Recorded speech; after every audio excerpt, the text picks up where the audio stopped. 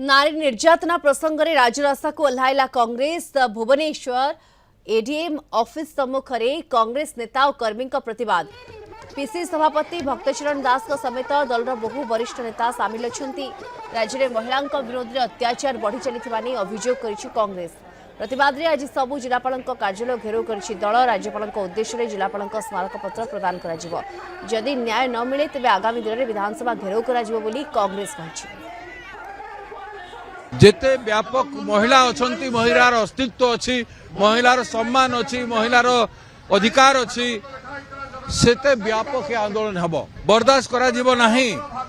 सरकार गोटे नीति सिद्धांत करी निश्चित करिवो जे महिला मानकर ऊपर अत्याचार हेबो नहीं। रास्ता कड़ रे स्कूल रे कॉलेज रे सरकार रो प्रोटेक्शन रे जो स्कूल मान अच्छी रेजिडेंशियल स्कूल मान करे कोठी हो नहीं महिला ऊपर अत्याचार घरे घरे पूरे पूरे महिला मान ऊपर अत्याचार से सबु जिनिस बंद करबा पाई ए महिला विप्लव नारी मुक्ति नारी शक्ति आंदोलन आरंभ होइछि। सरकार न मानिबो बेले सरकार विद्रोहर सामना करबा पड़िबो।